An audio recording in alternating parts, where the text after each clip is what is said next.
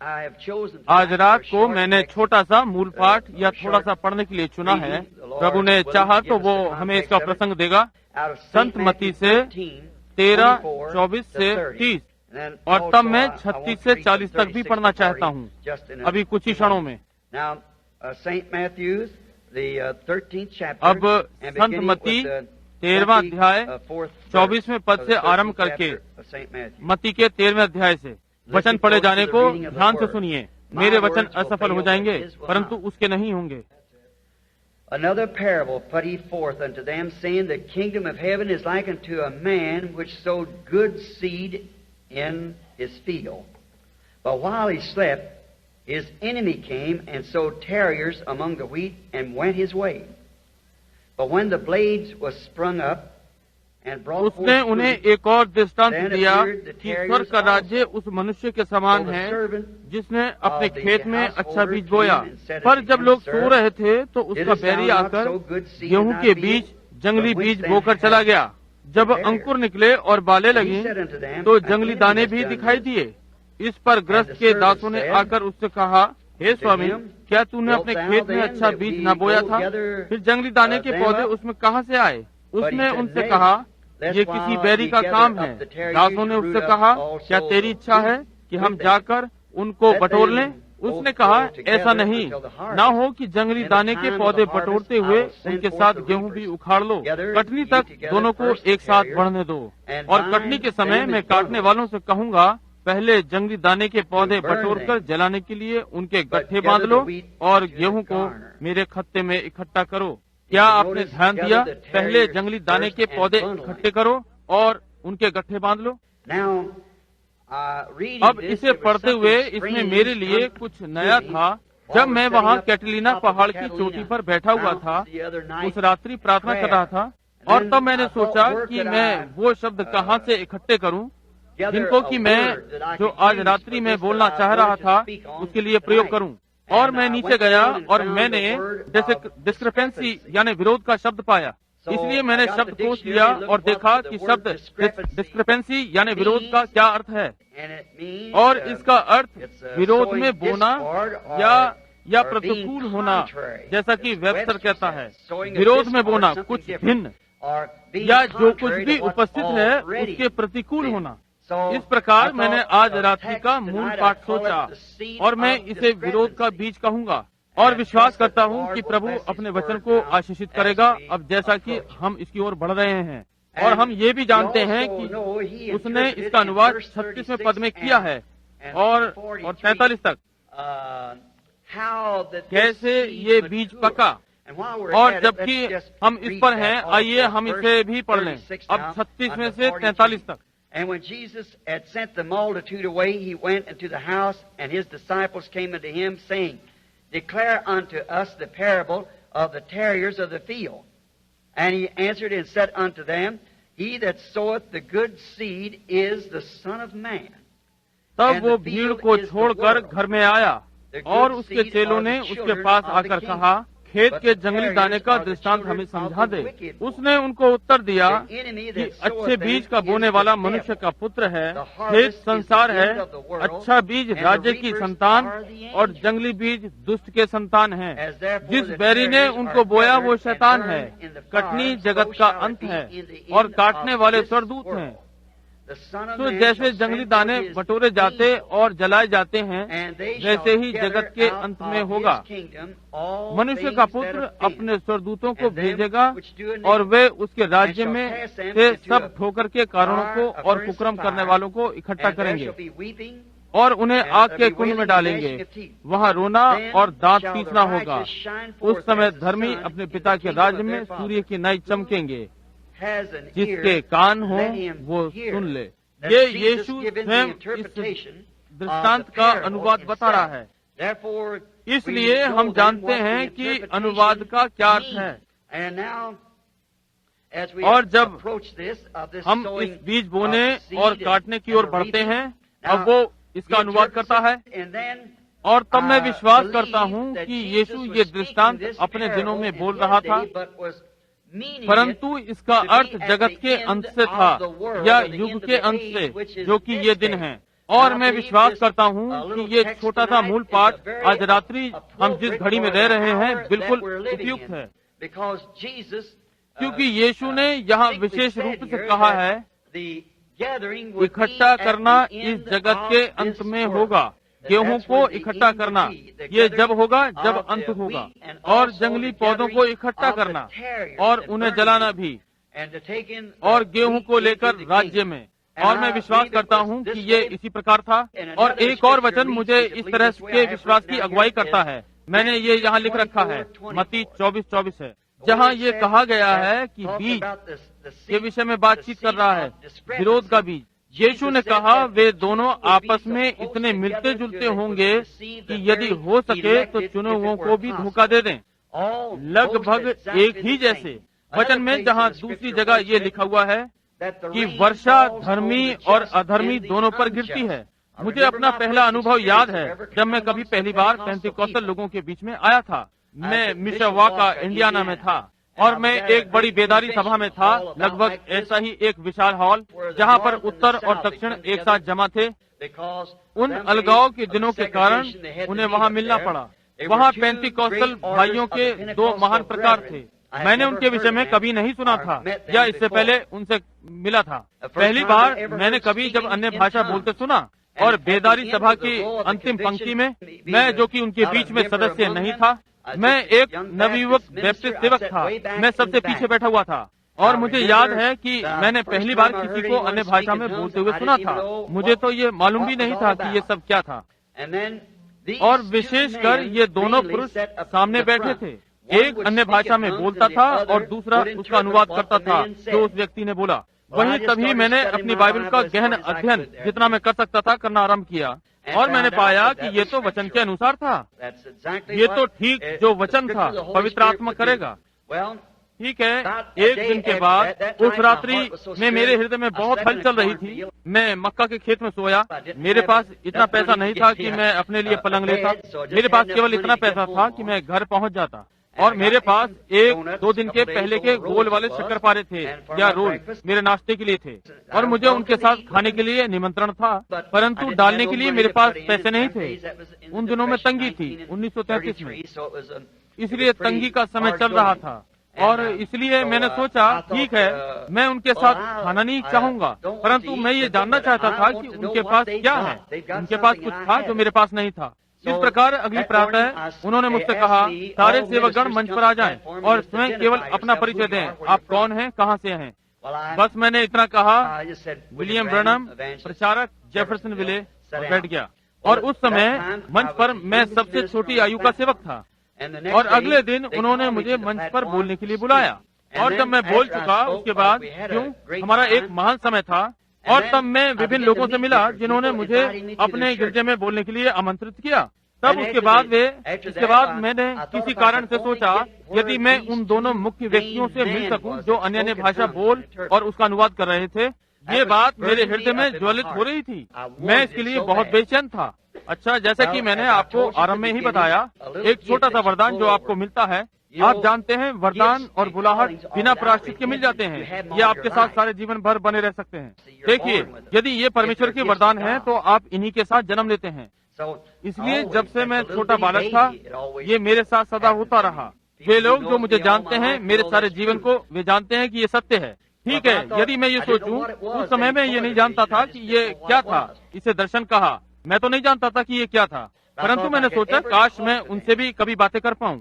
और आत्मा जो भवन में था ये वास्तविक परमेश्वर का सा आत्मा प्रतीत हुआ, इसलिए मैं उनमें से एक से बातें करने जा पहुंचा और मैंने उससे थोड़े से प्रश्न पूछे, और वो एक वास्तविक मूल मसीही था, इसमें कोई शंका नहीं। वो व्यक्ति एक वास्तविक विश्वासी था। और दूसरा व्यक्ति, जब मैंने उससे बातें की, यदि मैं कभी किसी ढोंगी व्यक्ति से मिला हूँ तो वो उनमें से एक है। वास्तव में वो व्यक्ति था, उसकी पत्नी सुनहरे बालों वाली स्त्री थी और उससे उसके बालक थे। 2 बालक काले बालों वाली स्त्री से थे। और मैंने सोचा अरे ये क्या है, ये यहाँ है। मैं दुविधा में पड़ गया। मैं एक सिद्धांतवादी हूँ, ये वचन से होना चाहिए या ये ठीक नहीं है। और यहाँ ये आत्मा है, और जितना मैं जानता था उसके अनुसार एक वास्तविक था और दूसरा वाला बिल्कुल भी सही ना था, और आत्मा दोनों पर उतर रहा था। अब ये कैसे हो सकता है? इस समय बड़ी उलझन में पड़ गया था। 2 वर्ष पश्चात मैं उस गुफा में प्रार्थना कर रहा था जहाँ मैं प्रार्थना के लिए जाया करता हूँ। मैं गुफा में धूल से भर गया था और एक दिन दोपहर बाद मैं बाहर आया और अपनी बाइबल को एक लट्ठे पर रख दिया और हवा तेजी से चली और इब्रानियों का 6वां अध्याय खोल दिया, जिसमें कहा गया कि अंत के दिनों में ये कैसे होगा कि यदि हम सच्चाई से फिर जाएं और प्रायश्चित से अपने को फिर नया बनाना चाहें तो फिर पाप के लिए कोई बलिदान बाकी नहीं है, और किस प्रकार वो झाड़ियां और कांटे जो कि निकम्मे होने पर उनका अंत जलाया जाना है, परंतु जो भूमि वर्षा के पानी को जो बार बार उस पर पड़ता है पीकर ज्योति और बोई जाती है, परंतु ऊंट कटारे अस्वीकृत किए जाएंगे परंतु गेहूं इकट्ठा किया जाएगा। और मैंने सोचा अरे ये तो हवा का धोखा था जिसने इसे खोल दिया, और मैंने फिर से बाइबल रख दी और मैंने सोचा अच्छा ठीक है अब मैं, और हवा फिर आई और इसे खोल दिया। ये 3 बार घटित हुआ और मैंने सोचा भाई ये तो अजीब सी बात है। और तब मैं उठा और मैंने सोचा प्रभु आप क्यों मेरे पढ़ने के लिए ये बाइबल खोलेंगे। जब मैंने उस पर ध्यान दिया जहाँ ऊंट और कटारे जो कि अस्वीकृत होने पर हैं जिनका अंत जलाया जाना है, मैंने सोचा क्यों आपने मेरे लिए ये खोला है। और जैसे ही मैंने सामने देखा अब ये वास्तविक दर्शन बिना किसी विशेष प्रयास के आते हैं, ये केवल परमेश्वर है, समझे। मैंने देखा और मैंने देखा कि पृथ्वी जो मेरे सामने घूम रही है और मैंने देखा वो चपटी थाली के समान हो गई।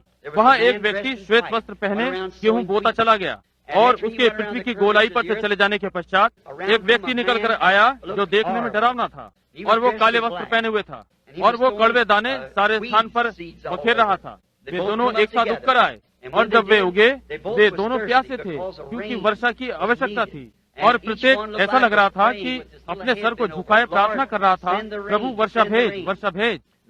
और एक बड़ा बादल आया और उन दोनों पर वर्षा हुई। जब ऐसा हुआ वो छोटा गेहूं कूदा और कहने लगा प्रभु की महिमा हो प्रभु की महिमा हो, और वो छोटा जंगली पौधा भी उछला बिल्कुल वहीं उसी के पास और बोला प्रभु की महिमा हो प्रभु की महिमा हो। और तब दर्शन का अनुवाद हुआ। वर्षा धर्मी और अधर्मी दोनों पर होती है। वही एक आत्मा सभा में आ सकता है और हर कोई इसमें आनंदित होता है, पाखंडी पर भी मसीह पर भी सबों पर एक साथ। ये बिल्कुल ठीक बात है, परंतु ये क्या है? वे अपने फलों से जाने जाते हैं। देखा, केवल यही एकमात्र तरीका है जिससे जाना जा सकता है। तब आप देखते हैं जब एक जंगली जई या जंगली गेहूं और दाना कभी कभी एक वास्तविक घरेलू दाने की तरह प्रतीत होता है, इतने मिलते जुलते होते हैं कि ये चुने हुओं को धोखा दे दें। मैं सोचता हूँ हम ऐसी ही घड़ी के युग में जी रहे हैं जब इन्हीं बातों का प्रचार होना है और बातें होनी है। 41वें पद पर ध्यान दें, वो दोनों भी इतनी समानता में होंगे, अंत के दिनों में इतनी समानता में होंगे कि जब तक उसने ये नहीं किया वो किसी कलीसिया पर उन्हें अलग करने के लिए निर्भर नहीं हुआ, जैसे कि मेथोडिस्ट या बैप्टिस्ट या पेंटिकॉस्टल कि उन्हें अलग करे। उसने कहा कि उन्हें अलग करने के लिए वो अपने दूतों को भेजेगा। अलगाव लाने के लिए एक दूत आ रहा है, सही और गलत के बीच एक अलगाव, और कोई इस कार्य को नहीं कर सकता, केवल प्रभु का दूत वही एक होगा जो बताने जा रहा है कि सही क्या है और गलत क्या है। परमेश्वर ने कहा कि अंत के समयों में वो अपने दूतों को भेजेगा, पिछले युगों से गुजरते हुए दूतों को नहीं, परंतु अंत के समय में दूतों को, और वे एकत्र करेंगे। हम जानते हैं कि अब ये कटाई का समय आ रहा है।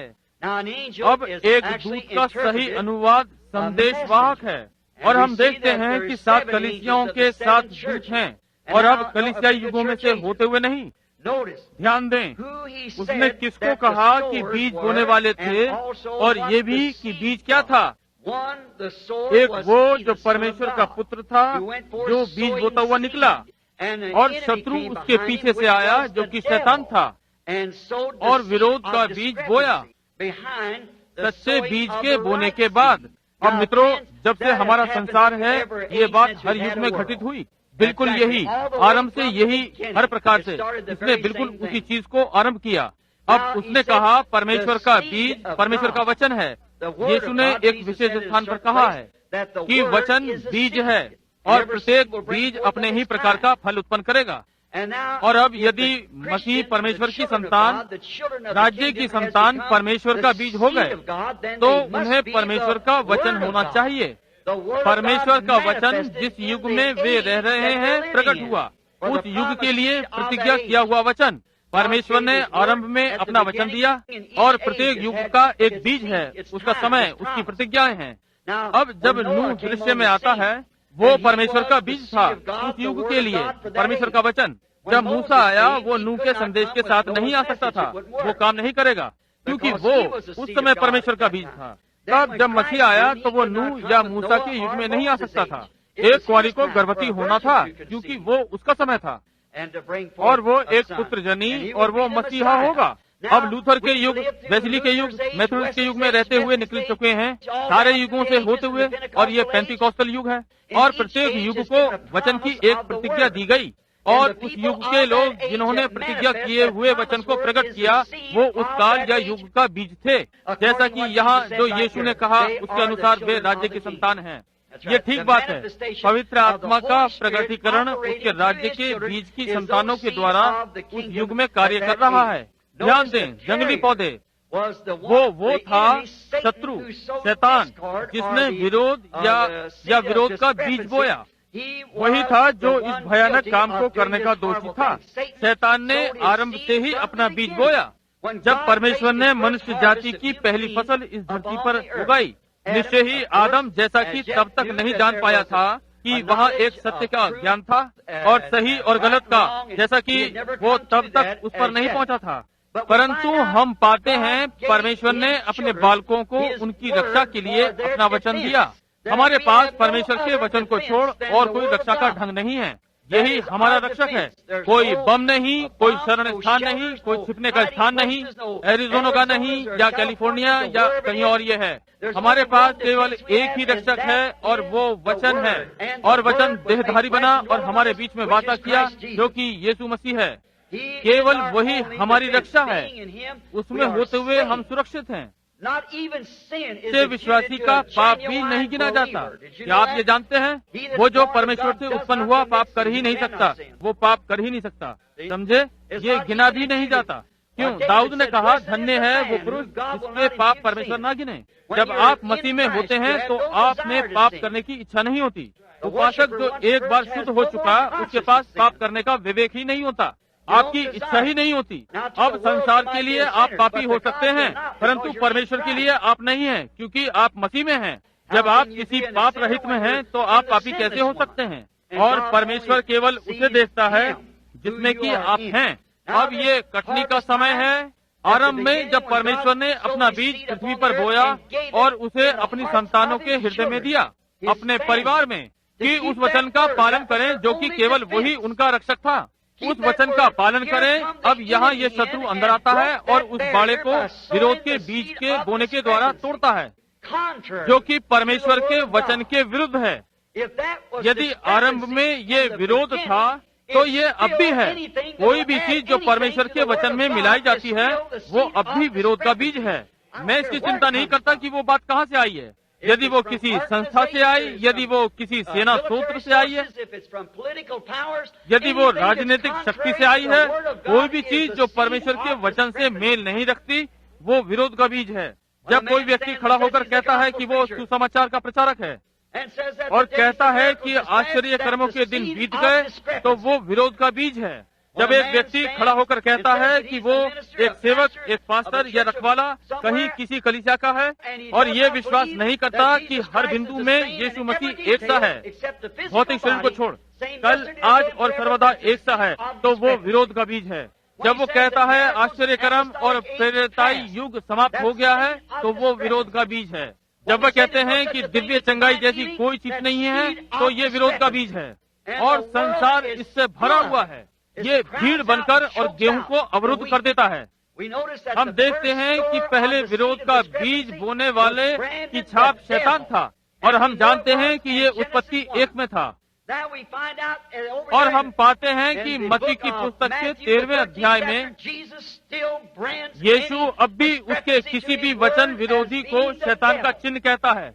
और ये 1956 कोई भी चीज जो विरोध में बोई जाती है, परमेश्वर के लिखित वचन के विरोध में, या इसका कोई भी निजी अनुवाद, वो विरोध का बीज है। परमेश्वर उसको मान्यता नहीं देगा, वो नहीं दे सकता। वो किसी भी चीज से मेल नहीं खा सकता, वो निश्चय ही नहीं होगा। ये सरसों के बीज के समान है, ये किसी के साथ नहीं मिलेगा। आप इसे दोगला नहीं बना सकते। इसे तो मूल ही रहना है, विरोध का बीज। अब हम पाते हैं जब परमेश्वर ने अपना बीज अदन की वाटिका में बोया तो हमने पाया कि इसने एक हाबिल को उत्पन्न किया। परंतु जब शैतान ने अपना विरोध का बीज बोया तो इससे केन उत्पन्न हुआ।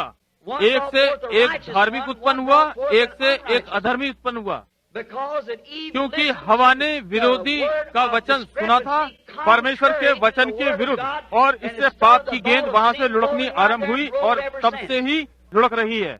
और हम इसे कभी भी अलग नहीं कर पाएंगे जब तक कि स्वर्गदूत आकर इन चीजों को अलग ना कर दें। और परमेश्वर अपने बालकों को लेकर राज्य में पहुंचाता है और जंगली पौधे जला दिए जाएंगे। इन दोनों दाखलताओं पर ध्यान दीजिए। यदि हमारे पास इस विषय के लिए अधिक समय होता, परंतु केवल विशेष बातों को ही लेंगे ताकि हम अगली कुछ मिनटों में सीधे बीमारों के लिए प्रार्थना में जा सकें। ध्यान दें, उनके बीज एक साथ बढ़े, बिल्कुल वैसे ही जैसा परमेश्वर ने यहाँ कहा, 13वें अध्याय में भी कहा। और आज रात्रि मती का हमारा मूल पाठ, उन्हें एक साथ बढ़ने दो। अब केन नोद देश को चला गया, अपने लिए एक पत्नी ढूंढी और विवाह किया, और हाबिल घात किया गया, और परमेश्वर ने शेत को उसका स्थान लेने के लिए खड़ा किया, और वंश गलत और सही के बीच में बढ़ने लगे। अब हम यहाँ ध्यान देते हैं कि वे अलग अलग समय समय पर इकट्ठे हुए, और परमेश्वर को करना था, ये इतने दुष्ट हो गए जब तक कि परमेश्वर ने इन्हें नष्ट न कर दिया। परंतु अंततः ये दोनों बीज जब तक सामने उभर कर नहीं आए, वो विरोध का बीज और परमेश्वर का बीज, उन्होंने अपने वास्तविक शीर्ष उत्पन्न किए, और वो यहूदा इस्करियोती और यीशु मसीह में प्रकट हुए, क्योंकि वो परमेश्वर का बीज था, वो परमेश्वर की सृष्टि का आरंभ था, वो सिवाय परमेश्वर के और कुछ नहीं था। और यहूदा इस्करियोती उत्पन्न हुआ था विनाश का पुत्र, से आया, नरक को वापस चला गया। यीशु मसीह परमेश्वर का पुत्र था, परमेश्वर का वचन प्रकट हुआ। यहूदा इस्करियोती अपने विरोध में शैतान का बीज था, संसार में आया और धोखा देने के लिए, जैसे कि वो आरंभ में था, काहीन उसका पूर्व पिता। यहूदा ने केवल कलीसिया का नाटक किया, वो वास्तव में निष्ठावान नहीं था, वास्तव में उसका कोई विश्वास नहीं था, वरन वो यीशु को कभी धोखा न देता। परंतु आप देखें, उसने वो विरोध का बीज बोया। उसने सोचा कि वो संसार के साथ मित्रता बनाए रख सकता है, उबेर के साथ, और यीशु के साथ भी मित्रता बनाए रख सकता है। परंतु इस विषय में कुछ भी करने के लिए वो बहुत देर कर चुका था। जब मृत्यु की घड़ी आई, जब उसने ये दुष्टता का कार्य किया, वो उस विभाजन रेखा को पार कर चुका था कि आगे बढ़कर और वापस आ जाए। जिस मार्ग पर वो गया, उसे उसी पर ही एक धोखेबाज के समान जाना था। उसने विरोध का बीज बोया। उसने उन दिनों की महान संस्थाओं को प्रसन्न करने की चेष्टा की, उन फरीसियों और सदूकियों के साथ, और सोचा कि वो अपने लिए धन कमाकर और लोगों के बीच लोकप्रिय हो जाएगा। क्या ये बहुत से लोगों में विरोध का बीज होने का कारण नहीं हुआ? मनुष्यों में लोकप्रियता प्राप्त करने का यत्न करना, हम परमेश्वर का अनुग्रह प्राप्त करें, न कि मनुष्य का। परंतु यही यहूदा ने किया जब ये विरोध उसमें बढ़ा। और हम जानते हैं कि यीशु वचन था। संत यूहन्ना 1 में कहा है, आदि में वचन था और वचन परमेश्वर के साथ था और वचन परमेश्वर था, और वचन देहधारी हुआ और हमारे यहाँ बीच में वासा किया। तो वचन बीज है, तब बीज देहधारी हुआ और हमारे बीच वासा किया। यदि यहूदा शत्रु का बीज था और विरोधात्मक था, तो वो भी देहधारी हुआ और हमारे बीच में यहूदा इस्करियोती व्यक्ति में रहा। उसने कभी भी वास्तव में वास्तविक विश्वास नहीं किया। उसके पास जो था, उसने सोचा यही विश्वास है। विश्वास के समान भी एक चीज है, और वो ये दिखावटी विश्वासी का विश्वास। और एक परमेश्वर का सच्चा विश्वास परमेश्वर में विश्वास करेगा, और परमेश्वर वचन है, ये इसमें कभी भी कुछ नहीं मिलाएगा। बाइबल हमें बताती है, यदि हम एक भी शब्द मिलाएंगे या एक भी शब्द हटाएंगे, तो हमारा भाग जीवन की पुस्तक में से निकाल दिया जाएगा। प्रकाशित वाक्य 22:18, अंतिम समाप्ति वाला अध्याय। पहले आरंभ में बाइबल की पहली पुस्तक में परमेश्वर ने उन्हें बताया कि एक भी वचन न तोड़ें, हर वचन का पालन किया जाए, उन्हें उसी वचन के द्वारा जीवित रहना है। यीशु पुस्तक के बीच में आया और अपने युग में कहा, और कहा मनुष्य केवल रोटी से ही जीवित नहीं रहेगा, परंतु हर उस वचन से जो परमेश्वर के मुख से निकलता है। और प्रकाशित वाक्य के समाप्ति युग में हमें बता दिया गया कि जो कोई भी इस पुस्तक में से एक भी शब्द घटाएगा या एक शब्द इसमें मिलाएगा, उसका भाग जीवन की पुस्तक में से निकाल दिया जाएगा। इसलिए इसमें कोई भी शंका नहीं हो सकती। केवल एक मूल विशुद्ध परमेश्वर का वचन, ये वो परमेश्वर के पुत्र, परमेश्वर की पुत्रियां हैं जो मनुष्य की इच्छा से उत्पन्न नहीं हुए या हाथ मिलाने के द्वारा या किसी भी प्रकार के बपतिस्मे के द्वारा, परंतु परमेश्वर की आत्मा में उत्पन्न हुए पवित्र आत्मा के द्वारा, और वचन उनके द्वारा प्रकट हो रहा है। ये परमेश्वर का वास्तविक बीज है। शत्रु कलीसिया का सदस्य बन जाता है और अपने धार्मिक मत में कट्टर हो जाता है या ऐसे ही कुछ, परंतु ये नहीं, ये विरोध है।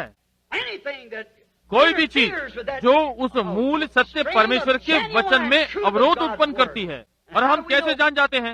हम कहते हैं ठीक है, उन्हें इसका अनुवाद करने का अधिकार प्राप्त है। नहीं श्रीमान, किसी भी मनुष्य को अधिकार नहीं कि परमेश्वर के वचन का अनुवाद करे, अर्थ बताए। वो अपना अनुवाद स्वयं करता है। उसने ये प्रतिज्ञा की है, वो इसे करता है।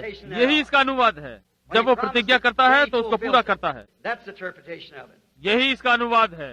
कोई भी चीज जो परमेश्वर के वचन से भिन्न है वो विरोध है, बिल्कुल। अब जैसे मैंने कहा, यहूदा के पास वास्तविक विश्वास न था, उसके पास दिखावटी विश्वास था। उसके पास विश्वास था, उसने सोचा कि वो परमेश्वर का पुत्र था, परंतु उसने नहीं जाना कि वो परमेश्वर का पुत्र था, वरन उसने ये ना किया होता। और एक मनुष्य जो परमेश्वर के वचन पर सत्य होने पर भी समझौता करता है, उसके पास दिखावटी विश्वास है। परमेश्वर का सच्चा सेवक वचन पर स्थिर रहेगा। कुछ रात्रियों पहले एरिजोना का कोई विशेष सेवक, ये इस नगर में प्रसिद्ध विद्यालय से है, मेरे पास आया और कहा कि मैं किसी मामले में आपको सही करना चाहता हूँ। मैंने कहा बोलो, आपके पास कब समय है? मैंने कहा यही उत्तम अवसर है जो मैं जानता हूँ, आ जाओ। और इस तरह से वो आया और कहा, श्रीमान ब्रनहम, आप यत्न कर रहे हैं, मैं विश्वास करता हूँ कि आप निष्कपट और आप ईमानदार हैं, परंतु आप संसार में प्रेरितों की शिक्षा लाने का यत्न कर रहे हैं। और बोला कि प्रेरितों का युग प्रेरितों के साथ समाप्त हो गया। मैंने कहा, पहली बात मेरे भाई, मैं आपसे ये पूछना चाहूंगा कि क्या आप विश्वास करते हैं कि परमेश्वर का प्रत्येक वचन प्रेरणा से प्रेरित हुआ है? उसने कहा, जी हाँ श्रीमान, निश्चय ही मैं विश्वास करता हूँ। मैंने कहा, तो फिर क्या आप मुझे वचन में दिखाएंगे कि कहाँ प्रेरिता युग समाप्त हुआ? अब आप मुझे दिखाएं ये कहाँ है, मैं आपके साथ विश्वास करूंगा। और मैंने कहा, प्रेरिताई को लिखने वाला वो था जिसके पास स्वर्ग के राज्य की कुंजियां थी। पेंटिकुस्त के दिन जब पेंटिकोस्टल युग आरंभ हुआ, उन्होंने कहा, हे पुरुषों और भाइयों, बचने के लिए हम क्या कर सकते हैं? उसने कहा, तुम में से प्रत्येक प्रायश्चित करे और अपने अपने पापों की क्षमा के लिए यीशु मसीह के नाम से बपतिस्मा ले और तुम पवित्र आत्मा का दान पाओगे, क्योंकि ये प्रतिज्ञा तुम और तुम्हारी संतानों से है और उनसे जो दूर हैं, यहाँ तक कि जिनको प्रभु हमारा परमेश्वर बुलाएगा। अब वचन स्वयं में कैसे विरोधात्मक हो सकता है? उस व्यक्ति ने कहा, आज रात्रि मुझे भयंकर जुकाम है। मैंने कहा, मैं भी ऐसी सोचता हूँ। देखा, अब आप मुझे बताएं, क्या परमेश्वर आज भी बुला रहा है? यदि परमेश्वर अब भी बुला रहा है, तो फिर प्रेरिताई युग अब भी चल रहा है। निश्चय ही कितनों को हमारा प्रभु परमेश्वर बुलाएगा, जब भी बुलाएगा। जितनों को वो बुलाएगा, तो प्रेरिताई युग तब तक रहेगा, क्योंकि यीशु मसीह कल, आज और सर्वदा एक सा है। अब आज हम पाते हैं कि ये विरोध हर युग में होते हुए बोया गया। यदि ये अगले 10 मिनटों में संभव हो तो मैं इसे करता, परंतु आप कर नहीं सकेंगे। युगों से होते हुए हम में से अधिकतर बाइबल पढ़ते हैं। और अब जैसे कि जब यीशु आया और इस विरोध को जो मेल नहीं खाता पाया, वो तो प्रकट हुआ वचन था, वो परमेश्वर के वचन का अनुवाद था, क्योंकि उसने कहा, तुम पवित्र शास्त्र में ढूंढते हो क्योंकि तुम सोचते हो कि उसमें तुम्हें अनंत जीवन मिलता है, और वे तो वही वचन है जो मेरी गवाही देते हैं। आप उसी स्थिति में हैं। वो वचन का अनुवाद था, और इस युग का प्रत्येक फिर से जन्म प्राप्त किया हुआ परमेश्वर का पुत्र और पुत्री वचन का अनुवाद है। तुम लिखित पत्रियां हो जो सब मनुष्यों द्वारा पढ़े जाते हो। जी हाँ, ध्यान दें, उसने कहा, वे व्यर्थ मेरी उपासना करते हैं, मत के लिए विरोधी शिक्षा देते हैं। व्यर्थ में वे मेरी उपासना करते हैं, वे विरोध मत की शिक्षा देते हैं। मनुष्य का मत, मनुष्य का धार्मिक मत, परमेश्वर का वचन बताकर सिखाते हैं, जबकि परमेश्वर के वचन से उसका कोई लेना देना नहीं। देखिए, हर युग ने ऐसी फसल पैदा की, हर युग ने ऐसा किया, और हमारा युग भी इससे अछूता नहीं। हमारे यहाँ भी वही बातें हैं, और उन युगों को एक साथ मिला दिया जाए तो उनसे बड़ा युग, क्योंकि ये संसार के इतिहास का समापन है। पृथ्वी पर कभी भी इतना विरोध नहीं हुआ जो कि आज इस पृथ्वी पर है। दूसरे युगों के विरोधों ने उन्हें सच्चे और जीवित परमेश्वर से अलग करके मूर्ति पूजा में ले गया। आज यीशु ने मत्ती 24:24 में कहा, ये इतना मिलता जुलता या समानता में होगा कि यदि संभव हो सके तो वो चुने हुओं को भी भरमा दे। विरोध के विषय की वार्तालाप, ये बहुत धूर्त है। शैतान लोगों के बीच में धार्मिक विद्वानों की तरह उपस्थित है, जैसे कि दिव्य या डिविनिटी में डॉक्टरेट उस वचन को सिद्ध तरह से पढ़ा सकता है। यीशु ने ऐसा ही कहा, परंतु उस पर ध्यान दें, वो यही कहीं होगा। कहा कि भाई ये इस युग के लिए नहीं था, हाँ ये भी देखिए, क्योंकि परमेश्वर ने कहा ये था। देखिए इसने क्या किया। इसी प्रकार के विरोधों ने नूह के दिनों में परमेश्वर के क्रोध को भड़काया। जब परमेश्वर ने अपना भविष्यद्वक्ता भेजा और जलती हुई आग की तरह प्रचार किया गया, लोगों को प्रायश्चित के लिए पुकारा और विरोध डूब गया। तब शैतान ने क्या किया, पीछे से हाम के अंदर आया और इसे फिर से बोना आरंभ कर दिया। ये बिल्कुल ठीक बात है। फिर मूसा प्रकट होता है, एक महान भविष्यद्वक्ता इजराइल की संतान को जंगल में से निकाल कर लाया। क्या घटित हुआ? मूसा जो परमेश्वर का महान भविष्यद्वक्ता, उनके पास परम सत्य लाया, प्रमाणित सत्य। उसकी भेंट परमेश्वर से हुई थी। परमेश्वर ने सिद्ध किया कि उसकी भेंट उससे हुई थी। और कैसे जो लोग वहाँ थे, वे याजक, उनके अपने धर्म थे, उनके संस्कार, उनके धार्मिक संस्कार और आदि आदि। परंतु मूसा वहाँ वचन अनुवाद के प्रमाणित रूप में खड़ा था। इसे न भूलें, मूसा परमेश्वर की प्रतिज्ञा का अनुवाद था। उसने कहा वो इसे करेगा, वो परमेश्वर का अनुवाद था। क्या घटित हुआ? मिस्र से एक कलीसिया निकलना आरंभ हुई। कुछ ही दिनों में अपने पैरों पर खड़ी हो गई। और क्या हुआ? शैतान अपने विरोध के साथ आया, एक व्यक्ति में, दूसरा केन जो कि बालाम था, और उसने उनके बीच में विरोध बो दिया। हम जानते हैं कि ये सही बात है। वो बालाम की शिक्षा कि हम सब एक ही हैं, हम उसी परमेश्वर की सेवा करते हैं जिसकी तुम करते हो। सैद्धांतिक रूप में वो सही था, क्योंकि उसने एक बलिदान चढ़ाया जो कि परमेश्वर को चढ़ाना था। 7 मेढ़े, 7 बैल, 7 वेदियां, और उसी परमेश्वर से वैसी ही सिद्ध प्रार्थना की जैसे मूसा ने जंगल में की थी। बिल्कुल वही, परंतु वे नहीं थे। भविष्य में होने वाली बातों को दर्शाता है कि क्या होने वाला है। यहाँ केन फिर से उस व्यक्ति बालाम में प्रकट हुआ, और वहाँ परमेश्वर व्यक्ति मूसा में प्रकट हुआ। अपने वचनों को मनुष्य द्वारा अनुवाद कर रहा है, अपने आप को प्रकट कर रहा है, अपनी प्रतिज्ञा को मनुष्य के द्वारा, और विरोध उठ खड़ा हुआ। ऐसा ही यहूदा के समय में हुआ। वहाँ वो विरोध के साथ आया। और याद रखें, ये पाप जो उन लोगों ने विश्वास किया कि हम सब एक समान हैं, हम एक ही परमेश्वर की उपासना करते हैं, हम सबको एक ही कलीसिया से संबंधित होना चाहिए, हम सबको एक ही लोग होना चाहिए। इस्राएल का ये पाप कभी क्षमा नहीं हुआ था। यीशु ने स्वयं कहा था कि वे सब मर गए। उन 3 को छोड़ सब मर गए थे, और वे थे जिन्होंने प्रतिज्ञा का विश्वास किया। जब डरपोकों ने कहा हम उस देश को नहीं ले सकते हैं, ये हमारे लिए बहुत कठिन है, और आदि आदि, कालेब और यहोशू ने लोगों को शांत किया और कहा हम उसे लेने से भी अधिक योग्य हैं, क्योंकि परमेश्वर ने हमसे प्रतिज्ञा की है। मैं चिंता नहीं करता कि स्थिति कैसी है, और हम अब भी दिव्य चंगाई और पवित्र आत्मा के बपतिस्मे को प्रचार कर सकते हैं, और अभी भी परमेश्वर की सामर्थ है कि हमें संसार की चीजों से अलग करे। परमेश्वर ने ऐसा ही कहा है। प्रेरिताई युग कभी नहीं रुका और न रुकेगा, ये चलता जाता है। इस प्रकार हम पाते हैं वही पुराना विरोध को बोने वाला। और याद रखें कि वो पाप कभी भी क्षमा नहीं किया गया। अब यदि वो पाप तब क्षमा नहीं किया गया, तो अब क्या है? जबकि सारे कालों के वास्तविक बीज जमा हो रहे हैं। ध्यान दें, ये महान बात जो बालाम ने की, ये बढ़ती गई और बढ़ती गई, और अंत में यहूदा के आने पर और मसीह के आने पर समाप्त हुई। ये क्या था? यहूदा और यीशु बिल्कुल ठीक केन और हाबिल का चित्र थे, क्योंकि जैसे यहूदा जैसा धर्मी था, वैसे ही केन भी धार्मिक था। केन ने एक वेदी बनाई, उसने बलिदान चढ़ाया, उसने परमेश्वर की उपासना की। वो बिल्कुल उसमें वैसे ही निष्कपट था जैसे दूसरा वाला था, परंतु आप देखिए उसके पास प्रकाशन नहीं था कि वचन क्या था। उसने सोचा कि आदम और हवा ने ऐसा ही कुछ सेब या कोई फल खाया था, और केन हाबिल ने प्रकाशन के द्वारा जान लिया कि वो कुछ गलत था। ये लहू था जो उन्हें बाहर ले आया, और उसने एक मेमना बलि किया और परमेश्वर ने उसके बलिदान की गवाही दी कि ये ठीक था। तब वह द्वेष से भर गया और अपने भाई को मारने का यत्न किया, और जैसे ही उसने उसे अपने भाई को उसी वेदी पर घात किया जिस पर उसका बलिदान मारा गया था, मेमना वेदी पर मरा।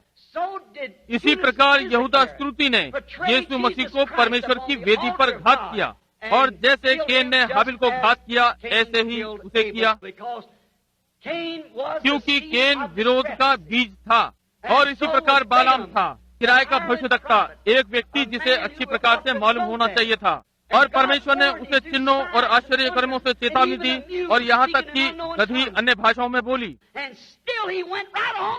और तब भी वो उसी तरह से चलता रहा। वो वचन विरोध को बोने वाला ही बनकर उत्पन्न हुआ था, और यीशु ने ये भविष्यवाणी की थी कि इस काल में सबसे अधिक वचन विरुद्धता होगी जो कि कभी नहीं हुई थी।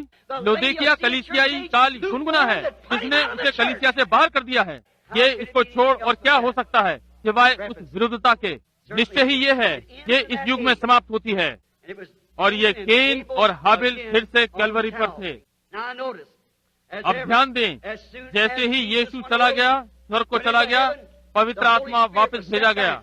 वो बीज था, वचन को जीवन देने वाला, जैसा कि हमने पिछली रात्रि में बोला था। यही वो है जो वचन को जीवित करता है। क्विकन का अर्थ होता है जीवन प्रदान करना। वास्तविक पवित्र आत्मा जीवन को वचन में लाता है, जो कि वो है। वो किसी धार्मिक मत में जीवन नहीं लाता, वो नहीं ला सकता, क्योंकि ये धार्मिक मत की चीज नहीं है। ये परमेश्वर के वचन का जीवन है, क्योंकि ये परमेश्वर है। देखिए, और ये उस देह को जीवित कर देता है। अब ध्यान दें, जैसा कि उन्होंने किया, तब जैसा बाइबल ने कहा, और यूहन्ना भी अपनी संतानों से बोला और कहा, छोटे बालकों, तुम मसीह विरोधी के लिए सुन चुके हो, जिसको कि जगत में आना था, कहा जो कि अभी भी संसार में है, और ये आज्ञा न मानने वालों में कार्य कर रहा है। अब ये पवित्र आत्मा के आने के 30 वर्ष पश्चात की बात है।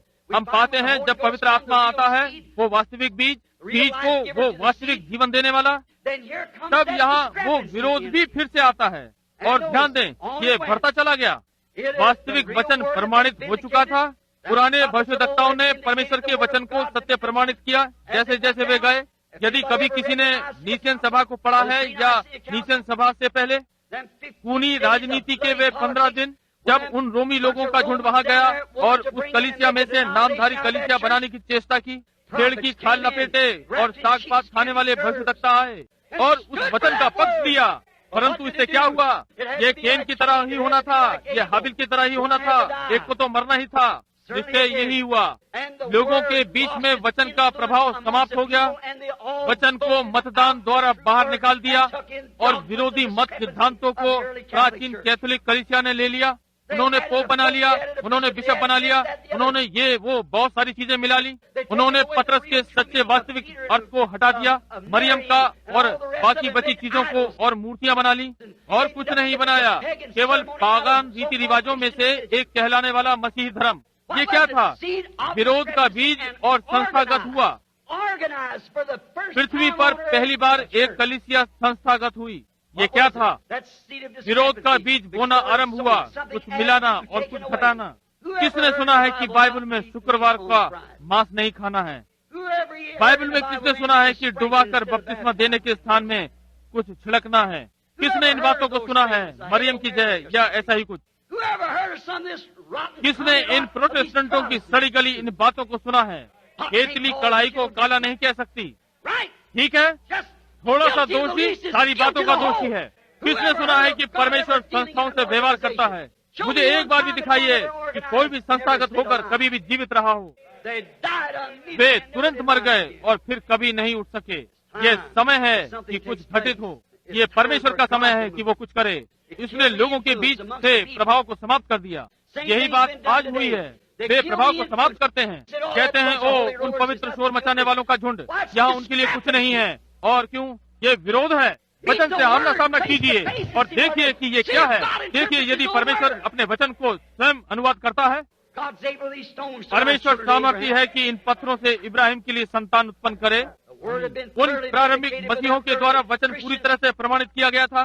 कैसे परमेश्वर ने उन्हें सब बातों से छुड़ाया और बीमारियों से, और उनके पास भविष्यवक्ता थे और वे अन्य भाषाओं में बोले, अनुवाद किया और संदेश दिए, और वो सदा हर बार सत्य सिद्ध हुआ। परंतु उस प्रमाणित वचन के सामने लोगों ने विरोध मत से उसे बाहर कर दिया और नामधारी कलीसियाओं का पक्ष लिया। यही सारी संस्थाओं की माँ है। अब दोनों पूरी तरह से परिपक्व हैं। वे फिर से बीज धारण कर रही हैं। वो मृत हो गई थी, परंतु लूथर के दिनों में ये फिर से खिलना आरंभ हो गई। जैसा कि हम पहले वाले संदेश से जो यहाँ प्रातः नाश्ता पर हुआ जानते हैं, ये लूथर के दिनों में खिलना आरंभ हो गया था। अब उन्होंने क्या किया?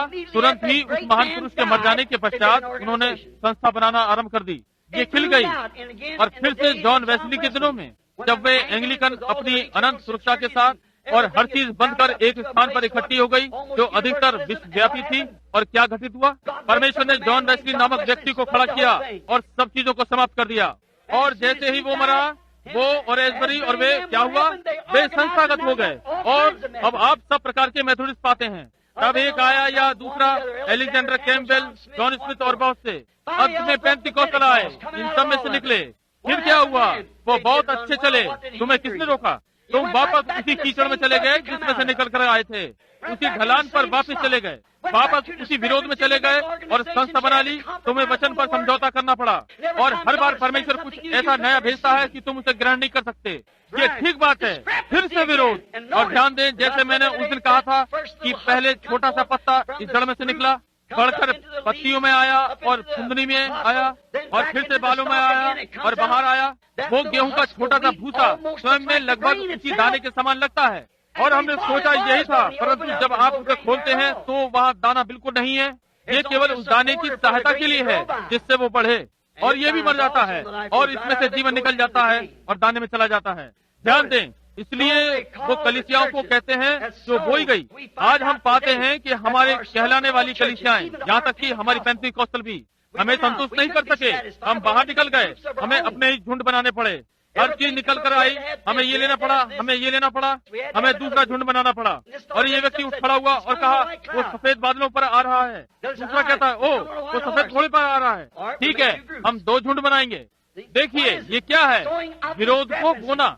जब वो आता है, ये जो कुछ भी है, जब वो आएगा तो अपने वचन का स्वयं अनुवाद करेगा। हम उस समय की प्रतीक्षा करें। ध्यान दें, इस विषय में बात कर रहे हैं। आपको उस दिन का संदेश भी नहीं मिलता है। सदा उसी ओर संकेत करता है जो परमेश्वर करने जा रहा है या वो जो कर चुका है, और इससे अनभिज्ञ है कि वो क्या कर रहा है। इस प्रकार से हम इसमें विरोध पाते हैं। अब ध्यान दें कि आज हमारी कलीसियाएं, हमारी सारी कलीसियाएं हवा बो रही हैं और बवंडर काट रही हैं। हमारी वो प्रार्थनाएं सभा नहीं है, हमारी वो आराधना नहीं है जो हुआ करती थी। क्या कारण है? हमने सब जगह बंधन लगा दिए हैं। यहाँ तक कि हमारे पेंटिकॉस्टल गिरजों को देखें, बाल कटी स्त्रियों से भरे पड़े हैं जिसकी की आज्ञा नहीं हुआ करती थी। रंगे पुते चेहरे, नाखून की पॉलिशें और सब तरह की चीजें। आवारा तरह का व्यक्ति यहाँ पर है और 3-4 बार विवाह कर चुका है और डीकन है। ओ कैसी विरोधता है! यहाँ गंदगी है। वे ये कैसे करते हैं? परमेश्वर अपनी कलीसिया में नहीं होगा, उन्हें किसी संस्था में जाना ही है ये करने के लिए। इस विषय में कोई भी कुछ कहने से डरता है, क्योंकि नहीं तो वह उसे संस्था से बाहर निकाल देंगे।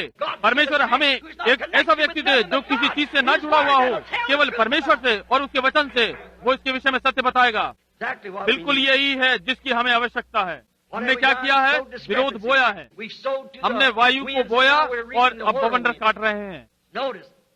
ध्यान दें, अब वे जलने के लिए आपस में जमा हो रहे हैं। क्या आपने ध्यान दिया? यीशु ने कहा पहले उन्हें इकट्ठा करो, उनके गट्ठर बांधो और तब सारे गट्ठरों को एक ढेर में डाल दो और मैं उन्हें जला दूंगा। ये छोटे गट्ठर हैं जो मेथोडिस्ट, बैप्टिस्ट, प्रेस्बिटेरियन, लूथरन कहलाते हैं। ये सारे के सारे गिरजा विश्व परिषद में इकट्ठे हो रहे हैं। ये क्या है? पहले उन्हें इकट्ठा करो। हालेलुया! क्या आपने ध्यान दिया? पहले वो जंगली पौधे इकट्ठे करता है, उन्हें गेहूं से अलग करता है, उन्हें अलग करता है, उन्हें एक साथ एकत्र करता है और उन्हें जला देता है। ये सब परमेश्वर के न्याय से जल जाएंगे लोगों के बीच में विरोध होने के कारण। बात तो ये है कि वे उसकी भक्ति का भेष भरते हैं और उसकी शक्ति का इनकार करते हैं, वचन को नकारते हैं और केवल धार्मिक संस्कारों पर स्थिर रहते हैं। कुछ रीति रिवाज जो किसी ने मिला दिए हैं, परमेश्वर के वचन में जोड़ने का यत्न किया, ये काम नहीं करेगा।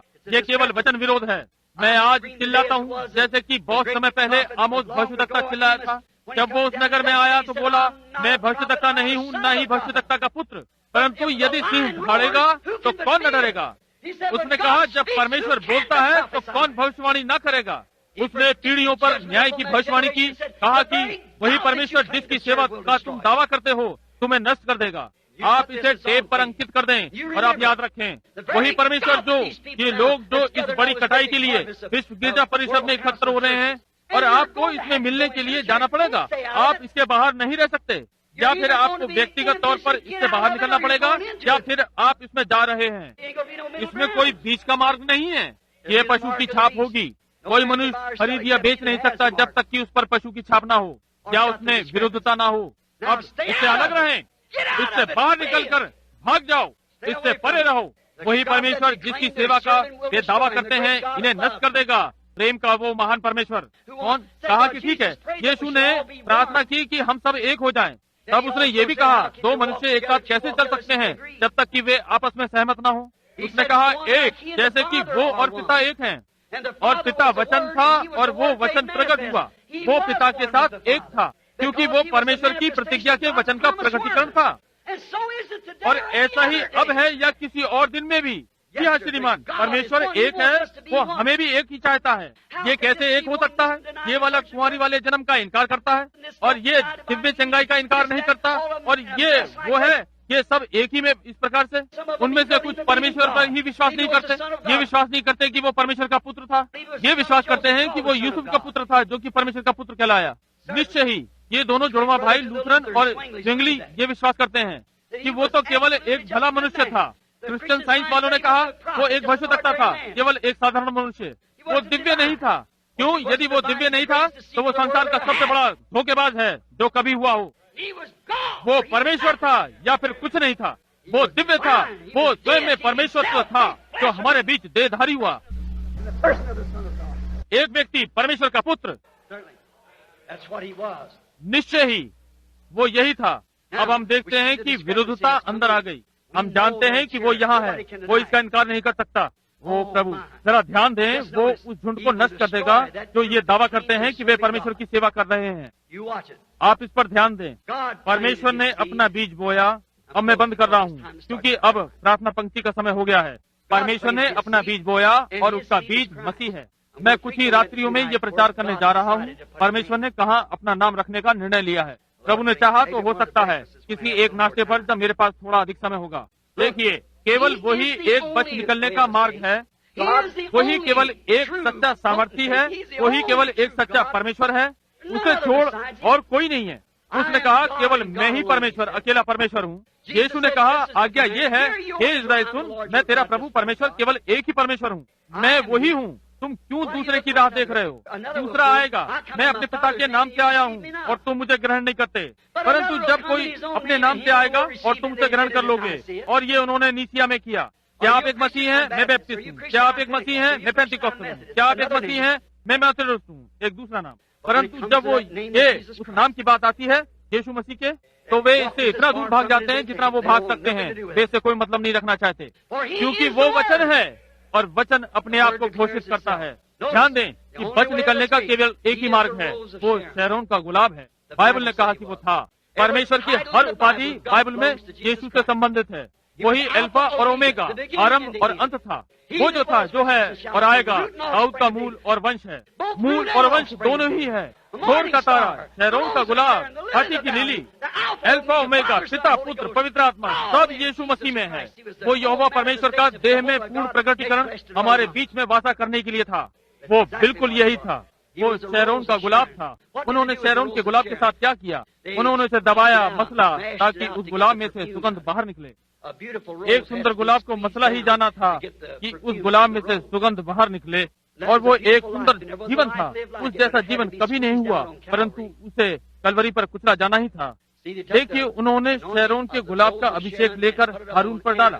उसे उसी से ही अभिषेक किया जाना था ताकि वो प्रभु के पवित्र स्थान में जा सके। उस पवित्र पर्दे के भीतर उसे शेरोन के गुलाब से ही अभिषेक किया जाना था, प्रायश्चित के ढकने पर प्रतिवर्ष छिड़काव के लिए, और वो अभिषेक उस पर होना ही चाहिए था, प्रभु के लिए मीठी सुगंध का आभास। जब वो मेमने के लहू को स्वयं पर छिड़कवाने के पश्चात वो अपने हाथों में मेमने का लहू लेकर जाता था।